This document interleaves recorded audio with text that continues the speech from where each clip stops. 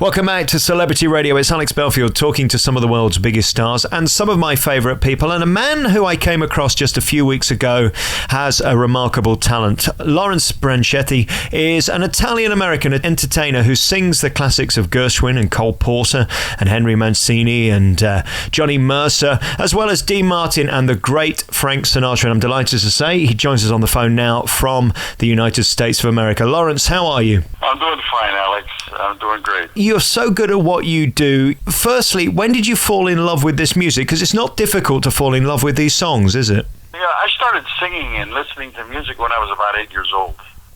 I never studied music, nor did I have any vocal teaching, or do I read music. For me, it pours out of my heart when I sing. I'm not the typical type of big band singer. I can walk on a stage without any rehearsal and just sing without having to rehearse the number. Wow. It's just a love that I have. I'm very intense when I sing, and I love the lyrics of a song. I study the music quite a bit before I perform it, and I just enjoy singing. And I've been doing it for many, many years now. And in my career, I've been able to accomplish quite a few things, and I've been very happy with that. And I'm still pretty much going strong, even though the industry has changed quite a bit. You know, it's no more the Andy Williams show or the Frank Sinatra, Dean Martin hours shows or different types of programs, celebrity shows. We don't have them anymore. So we have to make our own way right now. And I've been holding my own and doing very well here in the States. And I'm trying to expand right now to Europe and do a few things there. I've been performing for many years throughout South America, and I'm currently working on something for South America in Rio de Janeiro, and hopefully that'll come through. But that's about it right now. It's the music industry is, in my style of music has slowed down a little bit, but there's still a group of people out there. As Sinatra once mentioned, he says 100 years from today, he says there'll always be a crowd of people out there that are elegant, sophisticated, that will want to listen to this music. Yeah.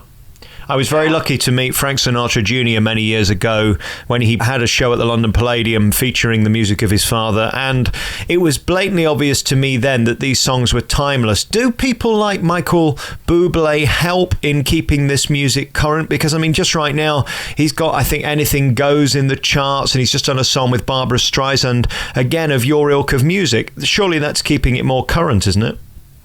Well, because of Michael Bublé still singing with the big band on national television and keeping this style of music playing this style of music is keeping it alive. There's not many people that are doing it anymore, actually. The old bar songs, Angel Eyes, One for My Baby, One for the Road, or Drinking Again. I've been told by many radio stations, DJs that have been in the business for a long time, that I'm probably one of the only guys next to Tony Bennett that's left that's able to do those songs. Right. And I've been doing them for quite a long time, so I've got them down pretty good.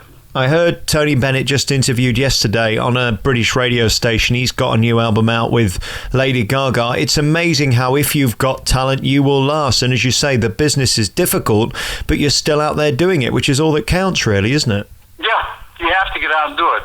I once had dinner with Vincent Falcone, which was Frank Sinatra's pianist and conductor for the last 10 years of Frank's life and his career. Vince and I are pretty close friends, and I think one of the highest compliments that I ever received was from Vince when he came to me. He says, the old man, he called him the old man. He said, the old man would be proud of you. He says, the way you perform his music and the style, he says, you're not impersonating him. You're one of the few guys that come out that I know that can do a song, do it well, get it off, and the crowd's happy the way you've done it. Frank would have been proud of you, the way you do his music.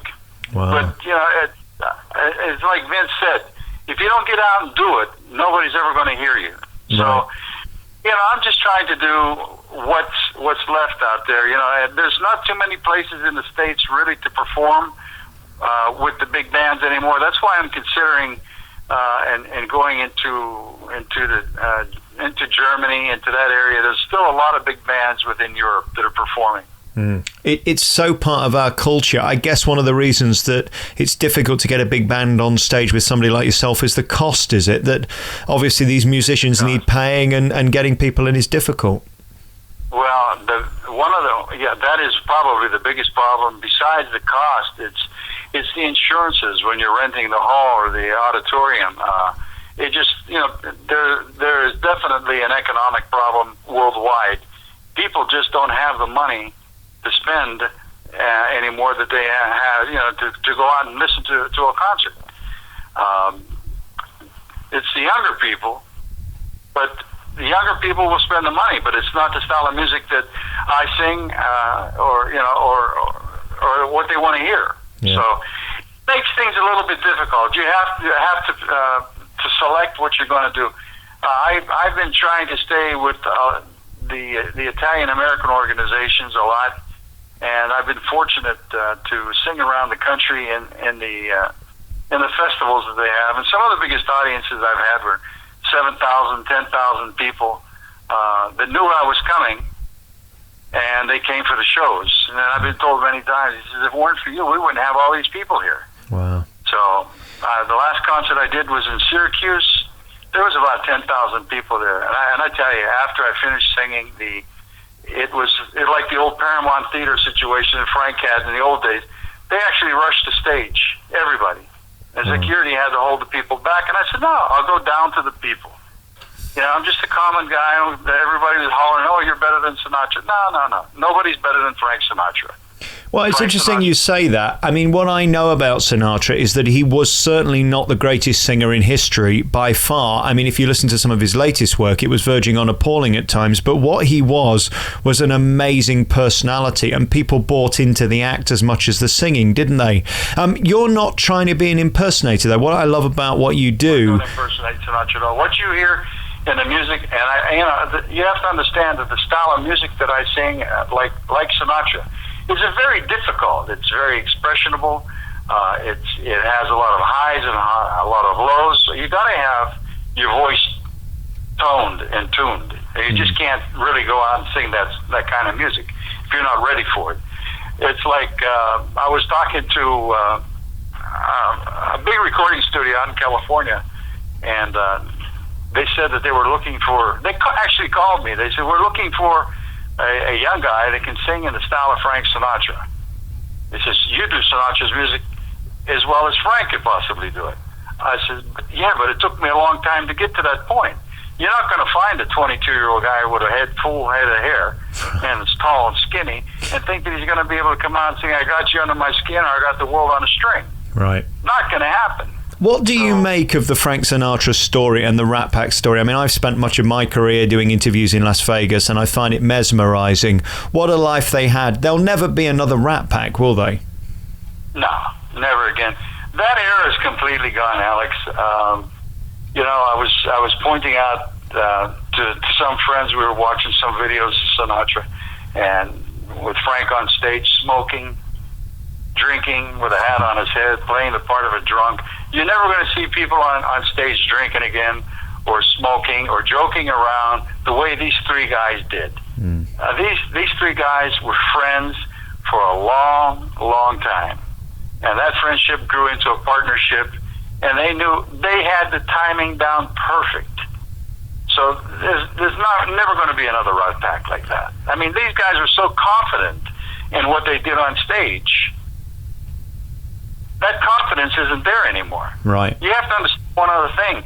In the days that they started, these guys started, not Sammy Davis so much, but Dean Martin and Sinatra, when the studios hired them, they didn't hire them just to be a singer. They were trained in dancing, in acting, in singing, in every phase of the industry. So what you're talking about is a well-rounded individual from those days that carried that training all the way up through his entire career. Today, if Larry Branchetti goes there, he's just a singer. He wasn't trained in acting or in production or conducting or anything, just in singing. There's a certain ease, though, isn't there, to their performance as there is with yours. You seem very comfortable. How long did it take you to become that at ease on stage? Well, the stage I feel very comfortable on. I still one of the few performers that do it full dress, as Sinatra and Dean Martin in tuxedo with the red handkerchief, and I don't use smoke. I don't need smoke. I know how to use the stage. I felt comfortable about using the stage, I'd say about 28 years ago. Wow. For the last 28 years, I just felt very, very comfortable. It doesn't make any difference how long I stay off the stage. I still have it when I get back on stage. I never lose it. What a blessing. And Frank was good at that, along with Dean Martin. Those guys, they would go stage left, stage right, center stage, and they knew how to project. And that was one of the important things, because I don't believe in lights and smoke and all that other stuff and girls dancing all around you. You just go out and you do a song. You're accomplishing something very big. And what about that feeling of having a big band behind you? Is there anything more thrilling than hearing that sound? Yeah, I once said, I remember the first time that I performed many years ago with a big band, my first opportunity. And I had always done trios and quartets and things, and I was given the opportunity to come on stage, full house, about 1,500 people sitting out there in the Performing Arts Theater. And all I heard was the beginning entrance of Ladies of Tramp. Right. And I said, no wonder these guys love this. This was like a massage.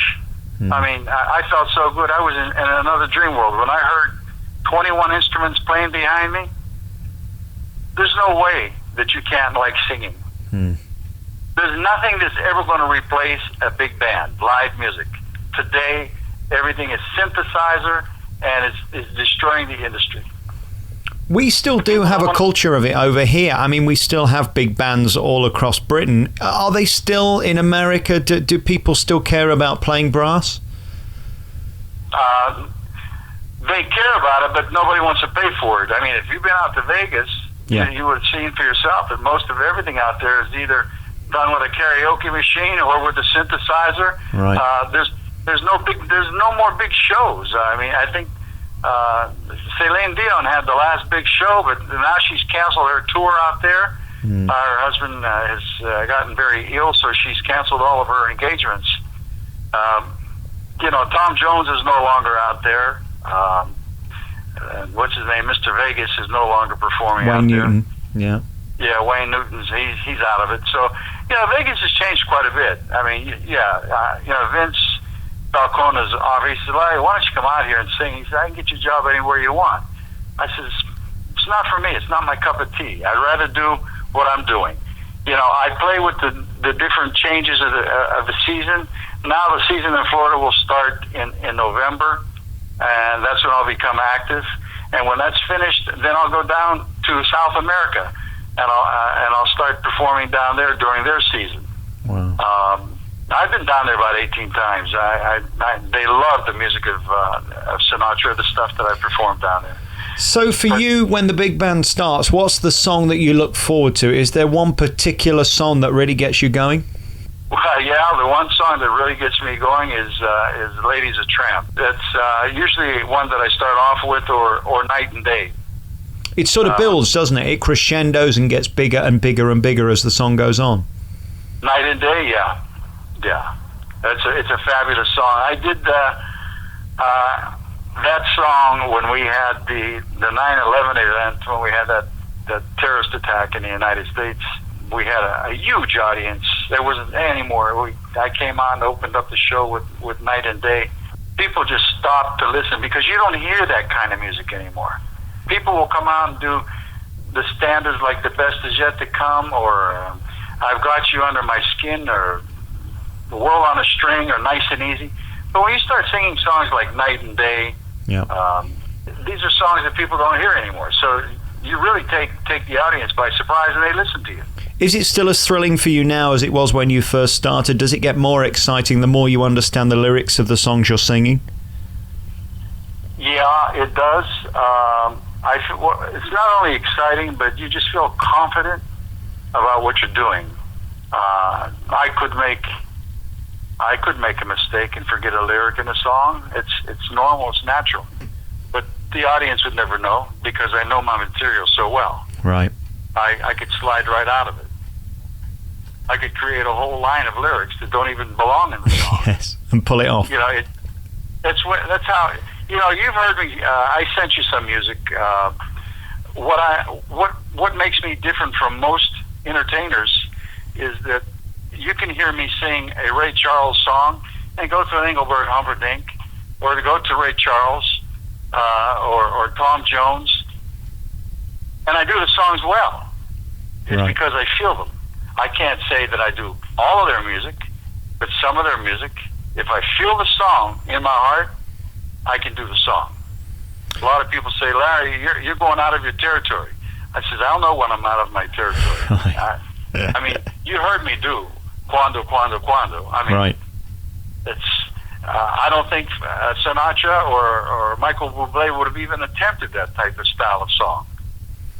Right, but I mean, what they all have in common is great lyrics, a great tune, and a great melody throughout, and that's where you find your forte, isn't it? Is that you're playing to great music. You almost can't fail, can you? With your style of voice and those type of lyrics, you're always going to be fine. Yeah, the problem that we have today, those songs will always be around. I think what hurts the singers of today is that they're no longer composers. Writing that style of music. It's so, you know, what happens to us is that we're actually we have to sing that. There's no other music to go to. That's what we started off singing. We would have hoped that there were composers. I think the last great composer that's still around is Paul Anka. Right. But Paul Anka is not doing any more writing. And of course, his most famous number, people forget, was My Way. Yeah, exactly. Don't think there's ever been a bigger song for Frank Sinatra, has there? It's the song that everybody goes to. It's true. It's very true. My Way was Sinatra's trademark. It stuck with him, and if you're going to sing it, you better sing it well. Right. How do we get to that top note then? It's the end of the show. You've done 2:45 minutes. Is that a struggle? Do you look forward to it, or do you fear it? To hit the last note? Right. Actually, I hit a higher note than Frank hit. Really? I go up to a high C. Wow. It's about a whole octave higher than him. Good Lord. So, no, I don't have a problem. I have about 3 octaves in my voice.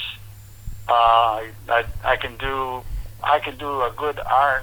I've performed for over an hour, and people kept requesting songs. And I don't have any problem with singing long periods of times with my voice. My voice is in good shape. I use it quite a bit, and even when I'm not performing, I'm always humming a song or doing something, practicing in the studio. I just enjoy singing. For me, it's a great love of mine and a great pastime, and I enjoy doing new numbers from new artists. And I do a lot of the Bublé arrangements also. Hopefully, I'll be in the studio in the next week or so. I'm going to try to get a Christmas album done. And fabulous. That'll be the first time. I really want to get that done because the Christmas music will last forever. It'll be around forever. So. Well, the Christmas song and Let It Snow, there's no better songs to sort of welcome in Christmas Eve into Christmas Day, is it? It's the music of our past that we'll always love. Yeah, the standard Christmas tunes, they're going to be here forever and a day. I mean, Bing Crosby, he's been gone for a long time. He's still making $1 million off of White Christmas. Right. So those chestnuts are still roasting, aren't they? Yeah, those nuts are still roasting on the open. Listen, it's been lovely talking to you. Lawrence Branchetti is the man you need to Google and find out more about. You can find his website at www.branchetti.com. Let me spell that for you, www.branchetti.com. He's in South Florida. He joins us on the phone today. Thank you so much for your time. I wish you all the best, and I hope to see you live one day. It would be my pleasure. Okay, Alex. It's nice talking to you. Hope one day I'll see you in Europe. Great to talk to you, Lawrence. Okay, Guy. Ciao. Bye-bye.